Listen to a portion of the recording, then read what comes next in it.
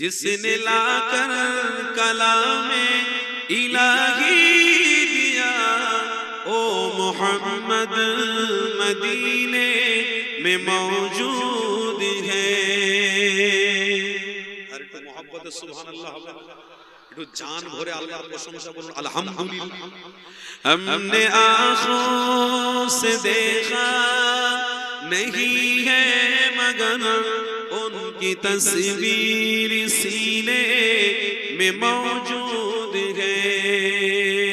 जिसने लाकर कलामे इलाही दिया, ओ मोहम्मद मदीने में मौजूद है। फूल खिलते हैं बढ़ बढ़ के सल्ले अला,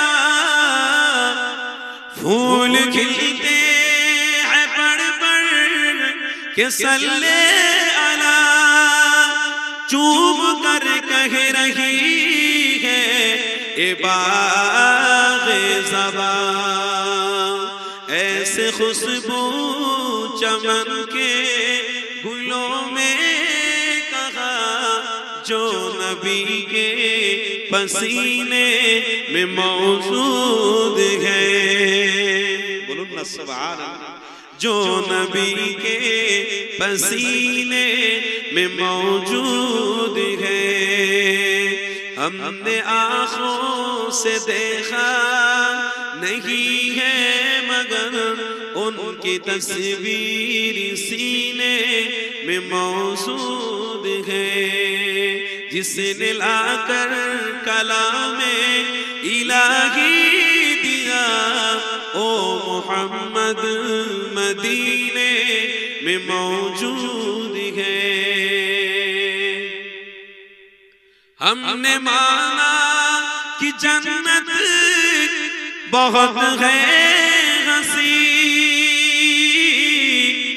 हमने माना कि जन्नत बहुत है हंसी, छोड़ कर हम मदीना न जाए कहीं। यूं तो जन्नत में सब है मदीना नहीं, और जन्नत मदीने में मौजूद है। আমার রাসূলের জন্য মদিনার জমিনে জান্নাতের ব্যবস্থা আল্লাহ করেছেন না করেন? জান্নাতের নাম রিয়াজুল, দুই রাকাত নামাজ যে পড়বে আল্লাহর রাসূল বলছেন শাফাআত করা তার জন্য আমি রাসূল ওয়াজিব হয়ে যাবে। हमने आँखों से देखा नहीं है मगर उनकी तस्वीर सीने में मौजूद है। जिसने लाकर कलामे इलाही दिया, ओ मोहम्मद मदीने में मौजूद है। अल्लाहुम्मा सल्ली अला। हमारे कण्ठे तुमी তোমারি বাণী তুলেছো, বুকের দেরাজে তুমি কোরআনের ইস্তাম দিয়েছো। এত ভালোবাসো কেন মালিক আমার, কি করে শুকর তার করি আদা। এত ভালোবাসো কেন মালিক আমায়, এত ভালোবাসো কেন মালিক আমায়। পৃথিবীর দিকে দিকে মজুদ নিদে, কণ্ঠ আমার নামে তোমার গীতে। তৌফিক তোমার নিয়ামত বেশুমার, তৌফিক তোমার নিয়ামত বেশুমার। পেন হয়ে পড়ে মন সিজদা, এত ভালোবাসো কেন মালিক আমায়, এত ভালোবাসো কেন মালিক আমায় আমার এই কণ্ঠে তুমি তোমারই বাণী তুলেছো বুকের দেরাজে তুমি কোরআনের ইসলাম দিয়েছো লা ইলাহা শহরে মোহাব্বত जहाँ मुस्तफा है वही घर बनाने को दिल चाहता है वही घर बनाने को दिल चाहता है बोलूं ना सुभान अल्लाह ओ सोने से कंकर ओ चांदी से माटी नजर में बसाने को दिल चाहता है नजर में बसाने को दिल चाहता है ओ शहरे मोहब्बत जहाँ मुस्तफा है वही घर बनाने को दिल चाहता है वही घर बनाने को दिल चाहता है जिहादे मोहब्बत की आवाज गूंजेगी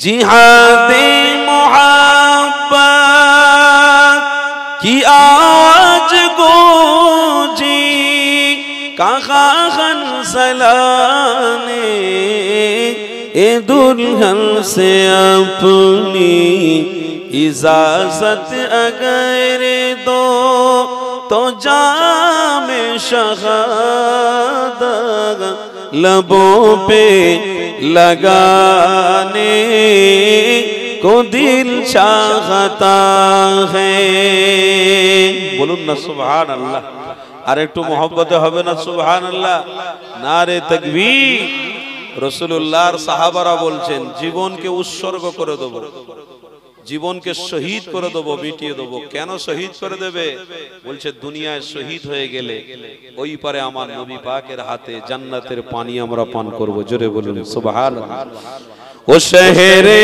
মোহাব্বত जहाँ मुस्तफा है वही घर बनाने को दिल चाहता है वही घर बनाने को दिल चाहता है अल्लाहुम्मा सल्ली अला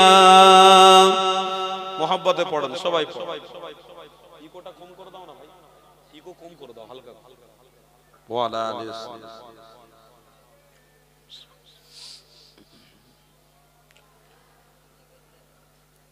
आमी लिखिब चिठी देब तुम्हार पाखी पहुँचे दियो रोज़ाय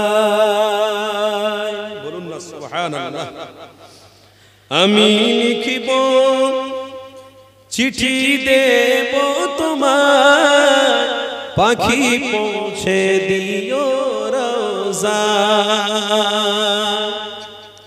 আমি থাকব বসে এই আশা চিঠির উত্তর আসবে আমার গায়ে বলুন না সুবহানাল্লাহ আমি থাকব বসে এই আশা চিঠির উত্তর আসবে আমার গায়ে আমি লিখিব চিঠি দেব তোমার পাখি পৌঁছে দিও রোজায়। আমি লিখিব চিঠি দেব তোমায়, পাখি পৌঁছে দিও রোজায়। কবে আসবে মদিনার পেগাম, গায়ে বাঁধব হাজিদের ইহরাম। বলুন না সুবহানাল্লাহ, জোরে বলুন আল্লাহুম্মা আমিন। কবে আসবে মদিনার পেগাম, গায়ে বাঁধব হাজিদের ইহরাম। আমি ঘুরব মদিনার চারিপাশ, দু চোখে দেখব সবুজ গুম্বাদ। জোরে হবে না, নারে তাকবীর। আমি ঘুরব মদিনার চারিপাশ, দু চোখে দেখব সবুজ গুম্বাদ। আমি লিখিব চিঠি দেব তোমায়, পাখি পৌঁছে দিও রোজায়। আমি লিখিব চিঠি দেব তোমায়, পাখি পৌঁছে দিও রোজায়। তৃষ্ণায় কাতর আমার এই মন, তৃষ্ণা মেটাবে কূপ জমজম। জোরে বলুন না সুবহানাল্লাহ। তৃষ্ণায় কাতর আমার এই মন, তৃষ্ণা মেটাবে কূপ জমজম। সে পানি মাখবো আমি সারা গায়, পাখি পৌঁছে দিও রোজায়। সে পানি মাখবো আমি সারা গায়, পাখি পৌঁছে দিও রোজায়।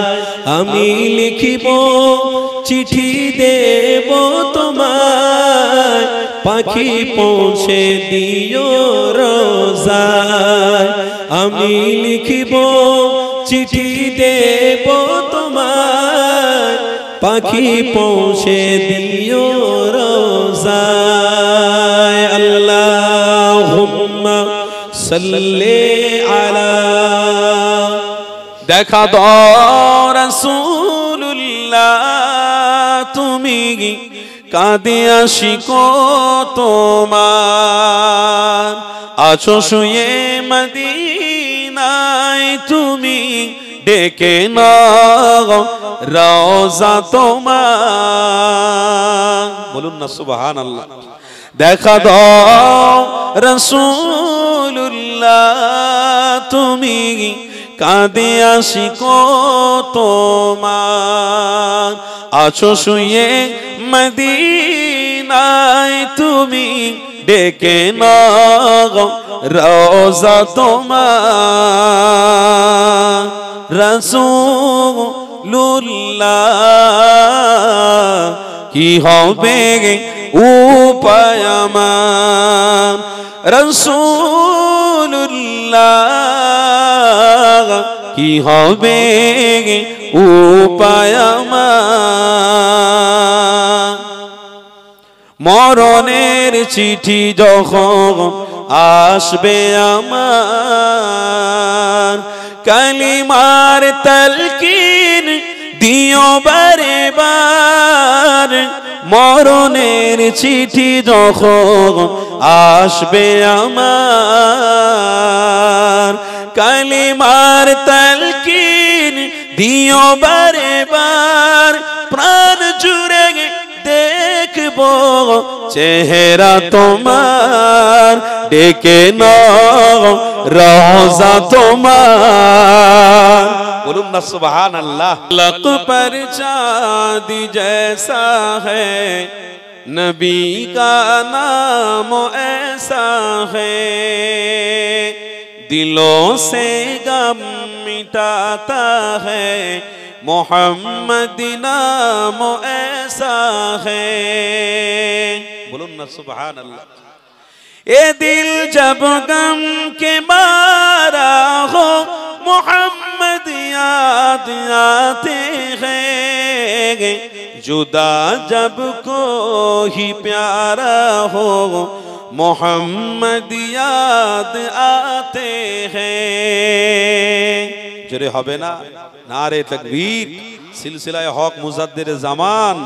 फलक पर चाँद जैसा है नबी का नाम ऐसा है, दिलों से गम मिटाता है मोहम्मद नाम ऐसा है कि उनकी याद की शबनम है मरहम मेरे जख्मों को, कि उनकी याद की शबनम है मरहम मेरे जख्मों को, और उनकी नाम की बरकतों से दिल तस्कीन पाते हैं।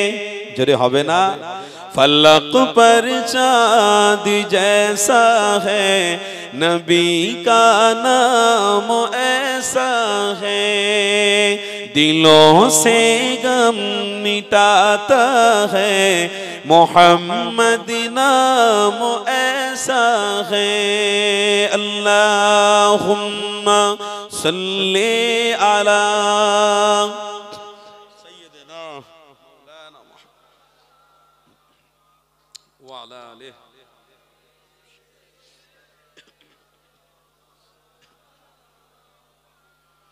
किसी का दिल दुखाओ ना सताओ खल्के बारी को, किसी का दिल दुखाओ ना सताओ खल्के बारी को, मेहरबानी का हर रास्ता मदीने को ही जाते हैं। হবে না সব রাস্তা আমার নবীর জন্য হয়েছে। জোরে বলুন সুবহানাল্লাহ। রহমতের সব রাস্তা আল্লাহ খুলে দিয়েছে শুধু মুহাম্মদ রাসূলের জন্য। জোরে বলুন মেহেরবানি का हर रास्ता मदीने को ही जाते हैं, फलक पर चाँद जैसा है नबी का नाम ऐसा है, दिलों से गम मिटाता है मोहम्मद नाम ऐसा है। अल्लाहुम्मा सल्ली अला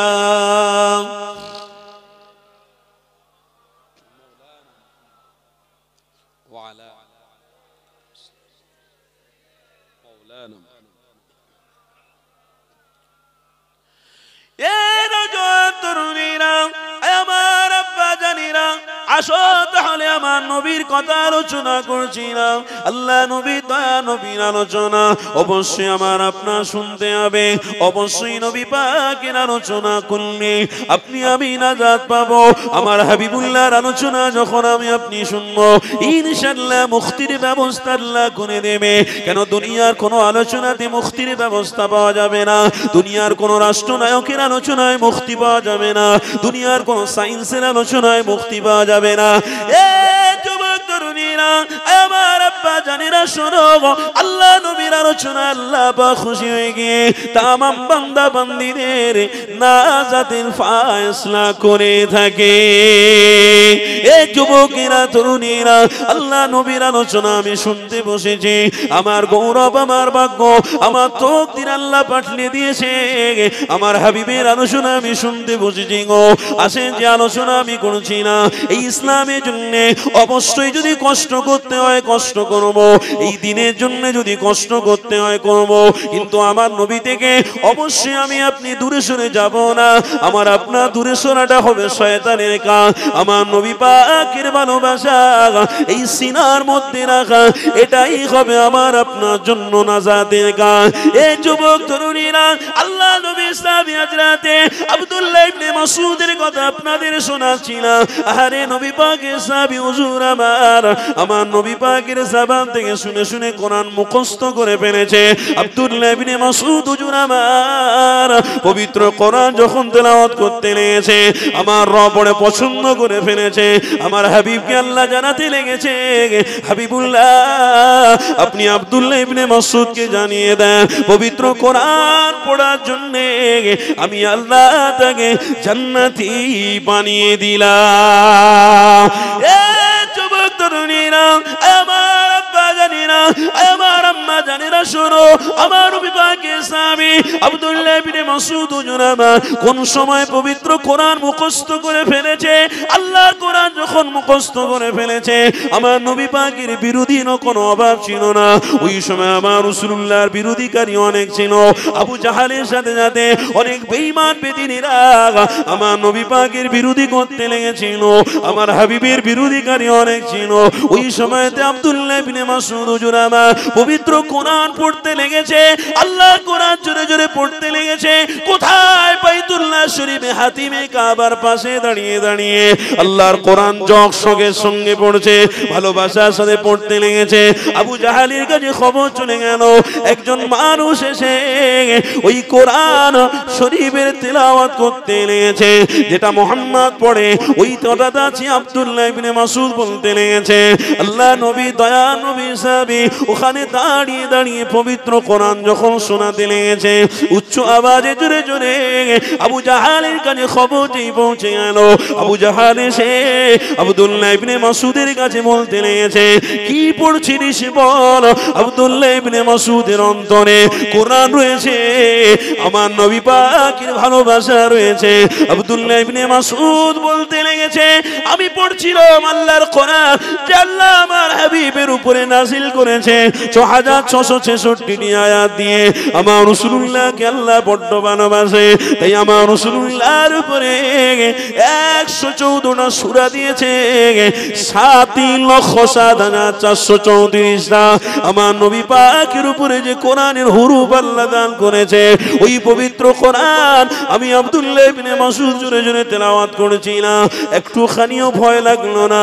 আবু জাহালের সামনে দায়িত্ব সহকারে জোরে জোরে উচ্চ আওয়াজে কথা বলতে লেগেছে। এই যুবক শুনে দেখে না, আবু জাহাল বলতে লেগেছে, এখানে কারোর কথা চলবে না, আমি আবু জাহাল কি তুমি আমাকে চেনো? এই যুবকেরা তরুণীরা শুনে রেখে নাও। ওই সময় আব্দুল্লাহ ইবনে মাসউদ বলতে লেগেছে, হ্যাঁ আমি তোমাকে চিনি, তুমি এখানকার খোদা বলে দাবি করো, তুমি খোদা বলে নিজেকে দাবি করেছো। আবু জাহাল আমি তোমাকে অবশ্যই চিনি, তবে এটা মনে রেখে দাও, আমার অন্তরে যে রাসূলুল্লাহর প্রেম রয়েছে।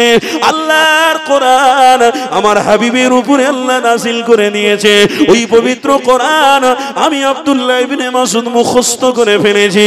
আমার শখ হলো আমি মক্কা জমিনে দাঁড়িয়ে দাঁড়িয়ে জোরে জোরে বলছি, এই জন্য আমার ইমানি দায়িত্ব আমি পড়তে লেগেছি, এতে তোমার কি অসুবিধে রয়েছে? আবু জাহাল বলছে, মাসউদ রে, এই পড়াটা তুই বন্ধ এখানে করে দে, না যদি বন্ধ করি আমি শায়েস্তা করে দেব, আমি তোকে ব্যবস্থা করে দেখিয়ে দেব। এই যুবক তরুণীরা শুনে লিখে দাও, যেই না কথাটা বলেছে, আবু জাহালের কথা শুনে হঠাৎ করে আব্দুল্লাহ ইবনে মাসউদ হুজুর আমার টেনে আবু জাহালকে একটা চড় মেরে দিয়েছে। আবু জাহাল যখন দাঁড়িয়ে রয়েছে, এই যুবক শোনো শোনো, ইমানের জোশ কত, ইমানের ভিতরে ভালোবাসা কত। আবু জাহাল যেই চড় খেয়েছে, আবু জাহাল দাঁড়িয়ে দাঁড়িয়ে ওখানে অপেক্ষা করতে লেগেছে, মাসউদ আমাকে চড় মারলো, কেন আমাকে চড় মারলো, কিসের জন্য আমাকে মারলো, কেন আমি অন্যায় কথা তো বলিনি, আমি তো অবশ্যই এখানকার খোদা, আমি যে কথা বলেছি ওটা আমার পক্ষবাদী, ঠিকই বলেছি আমি। আব্দুল্লাহ ইবনে মাসউদ চড় মেরেছে এই জন্যে, কেন শয়তানের কোন রাস্তা এই পৃথিবীর জমিনে বিস্তার হওয়া দিতে যাবে না। আমি রাসূলুল্লাহর হাতিয়ার, খবরদার, আমি শয়তানের কোন রাস্তা এখানে চক্রান্ত করতে দেব না। শয়তানের বিরুদ্ধে আল্লাহ নবী নূর নবী আমার যুদ্ধ ঘোষণা করেছে। আমি আব্দুল্লাহ ইবনে মাসউদ, আমিও শয়তানের বিরুদ্ধে আমি আজ থেকে যুদ্ধই নেমে গেলাম। আরো জোরে বলুন। শয়তানের বিরুদ্ধে আমার রাসূলুল্লাহ যুদ্ধ ঘোষণা করেছে, আমিও শয়তানের বিরুদ্ধে যুদ্ধ ঘোষণা করেছি। এই ইমানের জোশ দেখো। যুবক শয়তানের রাস্তা থেকে দূরে সরার জন্য আব্দুল্লাহ ইবনে মাসউদ প্রতিজ্ঞাবদ্ধ করে ফেললেন, আমি জীবনকে দিতে হয় দিয়ে ফেলবো, আমি জীবনকে উৎসর্গ করে দিতে হয় করে দেবো, রসুলের কদমে জানকে কুরবান করে দেবো, কিন্তু মুহাম্মদ রাসূলুল্লাহর বাণীটাকে আমি বন্ধ করতে দেবো না। চলে বলুন। আর আবু জেহেল মার্কা এখনো কিছু এখনো আছে। ইসলাম থেকে নবী থেকে মানুষদেরকে দূরে সরানোর জন্য আবু জাহাল মার্কা কিছু উঠেছে। তারা চক্রান্ত করছে, তারা বিভিন্ন সময়ে চক্রান্ত করছে যে কোন রকম ভাবে আমাদের দিমাগ, আমাদের দিলটাকে ডিভাইড করে দিয়ে আমরা যে রাস্তায় চালাতে চাচ্ছি ওই রাস্তায় প্রত্যেকটা মানুষ যেন চলুক। কিন্তু না, আইন নীতি রাস্তা ১৫০০ বছর আগে যে নবী চালিয়েছে, যে রসুল চালিয়েছেন, ওই নীতি আদর্শ ওই রাস্তায় মুসলমানরা চলবে, ওই রাস্তায় চলে মুসলমানরা ঈমান নিয়ে মরে যাবে। আমার আব্বারা একটা কথা আমার হালকা করে একটু মনে পড়ে গেল, একটু আপনাদের বলে দিই। আমি যখন একটা মাহফিল, পাঞ্জাবে মাহফিল ছিল আমার, পাঞ্জাবের মাহফিল ছেড়ে আমি যখন আসছি, আমার সাথে ড্রাইভার গাড়ি চালাচ্ছে, পিছনে ৩ জন বসে আছে। কথা শুনছেন? এখানে একটা শিক্ষা রয়েছে। তো এয়ারপোর্টের ঠিক কাছাকাছি আমি এসে গেছি। ও তো হঠাৎ করে একজন হাত দেখালো, দাঁড়াও। গাড়ি থামিয়ে দেওয়া হলো। পিছনে বলছে ডিগ্গিটা খোলো, সাইডে দরজাটা খোলো, সব চেক করে নিল। তবে আমার সঙ্গে যে ড্রাইভারটা ছিল ওটা হলো হিন্দু ড্রাইভার, হিন্দু ছিল, ভালো। গাড়িটা নিয়ে আবার আগিয়ে চললাম, ছেড়ে দিয়েছে। আমার চেহারার দিকে দেখিয়ে গাড়িটা ছেড়ে দিল। তো হঠাৎ করে আমি ড্রাইভারকে জিজ্ঞেস করলাম, ভাই তোমার গাড়ির কোনো কাগজের ফল্ট আছে? ইন্স্যুরেন্স হয়তো ফল্ট আছে, তোমার ইন্স্যুরেন্স ফল্ট আছে, না হয় ট্যাক্স ফল্ট আছে, না হয় কিছু না কিছু গাড়ির ফল্ট আছে, ধোঁয়া চেক, ধোঁয়া পরীক্ষা তোমার ফল্ট আছে। তো তখন সে উর্দুতে বলছে, হযরত आप खराब मत लीजिए, हमारा गाड़ी का कोई चीज फॉल्ट नहीं है, सब ठीक है। আমি তখন ড্রাইভারকে জিজ্ঞাসা করছি, তো क्यों हमको पकड़ा? हमको क्यों पकड़ा? ये गाड़ी में जब कोई दिक्कत नहीं है तो क्यों हमको पकड़ा? गाड़ी ड्राइवर के जिज्ञेस करेছি, ड्राइवर আমাকে বলছে, हजरत एक बात आपको बोले, खराब मत लीजिए, तो फिर आपको बोले कोई दिक्कत नहीं है, आप बोलिए ना हजरत गाड़ी पकड़ा है इसलिए आपके सर पे जो टोपी है, मुंह पे जो दाढ़ी है, इसलिए पकड़ा। আমার মাথায় যে টুপি আছে, মুখে যে দাড়ি আছে, আমার জন্য গাড়ি ধরেছে। এতগুলো মানুষ আপনারা রয়েছেন, ঈমানকে মজবুতের জন্য আপনাদেরকে বলছি। এই কথাটা আমি বলতাম না, কিন্তু এখানে একটা শিক্ষা লুকিয়ে রয়েছে। আমার মাথায় দাড়ি, আমার মাথায় টুপি, মুখে দাড়ি আছে, আমি কি অপরাধ করেছি? এই কথা বলুন। আমার ধর্মের উপরে আমি চলতে গিয়ে রাসূলের সুন্নত, মাথায় টুপি, মুখে দাড়ি রাখতে হয়, তাই আমি রেখেছি। কিন্তু আমি কোন ধর্মকে আঘাত দিয়ে কি এটা করেছি? কোন ধর্মকে কোন খারাপ ডিস্ট্রিবিউট কথা বলে, কোন অন্যায় কথা বলে কোন ধর্মকে আমি চেপেছি না ছোট করেছি? আমার মাথায় টুপি, মুখে দাঁড়িয়ে আমি রাস্তা দিয়ে হেঁটে যাচ্ছি, আমার কোন ভাই মাথায় টুপি যদি পরে রাস্তায় মুখে দাঁড়ি রেখে যদি রাস্তায় হাঁটে, আমার দায়িত্ব আমি তাকে দেখে সালাম করি, আমি তার সাথে দেখে মুসাফা করি। আমার অন্যায় নয়, কারণ আমার রাসূল আজ থেকে ১৫০০ বছর আগে শিক্ষা দিয়েছেন, তোমার মাথায় টুপি, তোমার মুখে দাড়ি থাকবে, তোমার চলাটাও রাসূলুল্লাহর দেখানো রাস্তায় থাকবে, আদব, ভালোবাসা, ভ্রাতৃত্বের সাথে তোমাকে চলতে হবে। ওই রাস্তায় চলবে, নিচে করে চলবে, আর রাস্তায় একটা বড় আদলা ইট পড়ে থাকবে, রাস্তায় একটা কোনো একটা কষ্টদায়ক জিনিস পড়ে থাকবে, আর তুমি রাস্তা দিয়ে চলতে চলতে ওটা পার হয়ে চলে যাবে, ওটা করলে তোমার মধ্যে রসুলের প্রেম থাকবে না। তাহলে কি করতে হবে? নবী বলছেন রাস্তা দিয়ে তুমি যখন হাঁটবে, তোমার মাথায় টুপি, মুখে দাড়ি, তখন ওই রাস্তার ধারে যদি একটা কাঁটা পড়ে থাকে, ওই রাস্তার উপরে যদি আদলা ইট পড়ে থাকে, ওই রাস্তার উপরে যদি কোনো পাথর পড়ে থাকে, ওই পাথর বা ইট বা কাঁটাটা নিয়ে তুমি সরিয়ে দাও। কেন? এটার নাম হলো ইসলাম। পথেতে কোনো কষ্টদায়ক জিনিস তুমি সরিয়ে দেওয়ার মানে মুহাম্মদ রাসূলুল্লাহর প্রেম তোমার মধ্যে রাখা। জোরে বলুন। কোন কষ্টদায়ক জিনিস যদি তুমি সরাতে পারো, তাহলে তোমার পরে যারা আসবে, রাস্তা চলবে, তাদের আর কষ্ট হবে না। এখানে একটা হাদিস আমার মনে পড়ে গেল। আল্লাহর নবী রাস্তা দিয়ে হেঁটে হেঁটে যাচ্ছেন, সাহাবারা কাফেলা পিছনে রয়েছে। নবী আমার হেঁটে হেঁটে যেতে যেতে হঠাৎ করে দেখলেন একটা পাথর পড়ে আছে। ওই পাথরটাকে আল্লাহর নবী সরিয়ে দিলেন। আবার এগিয়ে গিয়ে গেলেন, আবার দেখলেন পাথর পড়ে আছে, পাথরকে সাইড করে নিরাপত্তার জায়গায় রেখে দিলেন। আল্লাহর নবী আবার হেঁটে যাচ্ছেন, আবার দেখলেন একটা পাথর পড়ে আছে, নবী আমার সরিয়ে রাস্তাকে ক্লিয়ার করে দিলেন।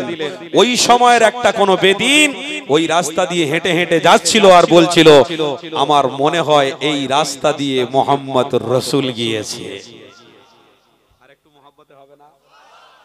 সেই রসুলের প্রেমিক হয়ে আমি যদি মাথায় টুপি পরি, মুখে দাড়ি রাখি, অপরাধ করেছি না? অপরাধ করেছি না? হাজার হাজার গাড়ি আমার গাড়ির পাশ দিয়ে চলে যাচ্ছে, আমি মাথায় টুপি পরেছি বলে, মুখে দাড়ি রেখেছি বলে আমার গাড়িটাকে আটকানো হয়েছে। তার মানে এ থেকে কি বোঝা যাচ্ছে? আমি ড্রাইভার সাহেবকে যখন জিজ্ঞাসা করছি, ড্রাইভার এটাই বলছে আপনার মাথায় টুপি, মুখে দাড়ি, তাই গাড়িকে আটকানো হয়েছে। আমি তখন বললাম, কেন ভাই, ওয়াজা क्या है? তো তখন ড্রাইভার বলছে, ওয়াজা कुछ नहीं है, सर पे टोपी पहनने वाले, मुंह पे दाढ़ी रखने वाले मोस्ट आतंकवादी। আমরা আতঙ্কবাদী? এই মসজিদের ইমাম সাহেব আতঙ্কবাদী? মহল্লার যারা মসজিদে গিয়ে নামাজ পড়ে ইমামের পিছনে তারা দাঁড়িয়ে রেখেছে, টুপি পরেছে, তারা আতঙ্কবাদী? তার মানে আমি গিয়ে যখন প্লেনে উঠলাম, প্লেনে উঠে দেখি হাফ প্যান্ট পরে না আমাদের ভিতরে, আমরা পায়জামার ভিতরে হোক, লুঙ্গির ভিতরে হাফ প্যান্ট পরি। তাকে একটা ভাষা আমরা বলি, যাই মোবাইলে সব ইউটিউবে হচ্ছে তো ভাষাটা বললাম না। হাফ প্যান্ট পরা ছেলে আর হাতে কি সমস্যা আঁকা আঁকা হচ্ছে না, সব কি বলে, সব ছেলেরা জানে, ঠিক আছে? হাতে ऐसा বড় বড় কি রকম সব এঁকেছে, আর হাফ প্যান্ট পরা ছেলে কাঁধে একটা ছোট্ট ব্যাগ নিয়ে দেখছি প্লেনে উঠছে। কথা বুঝলেন? অধিকাংশ মেয়ে ছেলে প্লেনে যে খাবার দেয়, তাদের লেভাসের কোনো তরিকা থাকে না, তারা চকচকে ঝকঝকে আপনার কাছে এসে খাবার দেবে, এক্সকিউজ মি, ইংরেজি ছাড়া কথা তারা জানে না। কথা বুঝলেন? আপনাদেরকে এখানে বোঝাচ্ছি, একটুখানি শিক্ষা রয়েছে, শিক্ষার জন্য আপনাদের বোঝাচ্ছি। কেন আমি দাড়িওয়ালা টুপিওয়ালা লোক তো ভাই, ওই জন্য আমি আতঙ্কবাদী হয়ে গেছি। আর ওরা সব আন্ডারপ্যান্ট পরে উঠবে, ওরা আতঙ্কবাদী নয়। কথা বুঝলেন? ওরা সভ্য সমাজে নয়, ওরা অসভ্য সমাজ বিস্তার করবে, ওরা আতঙ্কবাদী নয়। আর আমি বলি সাহেব, একটা ভালো গাড়ি চড়েছি, আমার গ্রামের মানুষ ওয়াজ করি কিছু টাকা দিয়েছে, ওই টাকা জমি একটা গাড়ি কিনে, কি অন্যায় করেছি? আমি একটা মাদ্রাসা করেছি, কেন আমার গ্রামের মানুষরা টাকা দেয়, যেখানে যেখানে যাই সেখানে কিছু সামথিং হাদিয়া দেয়, ওই হাদিয়াটা জোগাড় করে করে আমি নিজে নিজে মনে করেছি, আল্লাহ এই হাদিয়াগুলো নিয়ে আমি ভোগ করব, আর বড় বিল্ডিং করব, গাড়ি চড়বো। আল্লাহ দরকার নেই, দুনিয়া আজ না হয় কাল ছাড়বো।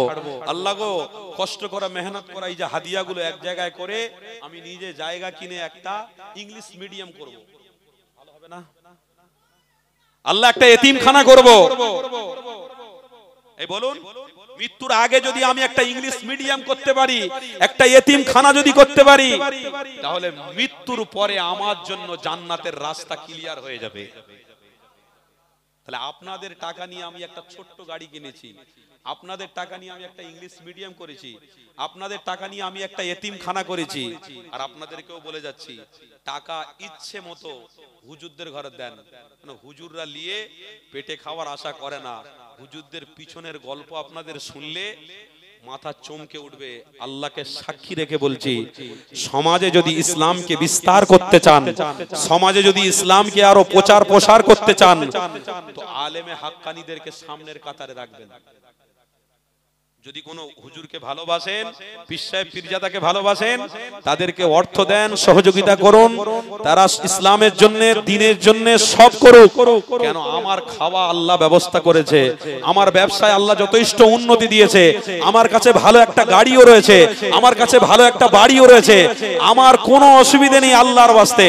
আমার পয়সা নিয়ে যদি আমি ওলামাদেরকে দিই, এই ওলামা হাজরাতরা যদি সমাজে কিছু করে যেতে পারে, ইনশাআল্লাহ আমিও মুক্তি পাবো, আর ওই ওলামা হাজরাত ও মুক্তি পেয়ে যাবে। জোরে বলুন। অতএব আপনাদেরকে বলছি, এই পশ্চিম বাংলার জমিনের আমরা বাস করি, এই পশ্চিম বাংলার মাটি আল্লাহর ওলিদের ঘাঁটি, তাই মুজাদ্দিদ জামানের রুহানি ফায়েজ পুরো পশ্চিম বাংলায় চলছে। এই পশ্চিম বাংলায় কেউ ইসলাম দরদেরকে দাঁত ফোটাতে পারবে না, কেউ ইসলাম দরদীদেরকে চোখ রাঙিয়ে কথা বলতে পারবে না, কেউ ইসলামিক ভালোবাসার মানুষদেরকে নামাজ থেকে দূরে সরাতে পারবে না। এই পশ্চিম বাংলার মানুষ শান্তিতে কাজও ছিল, কালও ছিল, আজও আছে, কিয়ামতের আগ পর্যন্ত থাকবে। কেন? এই পশ্চিম বাংলার জমিন হলো মুজাদ্দিদ জামানের জমিন। জোরে বলুন সুবহানাল্লাহ।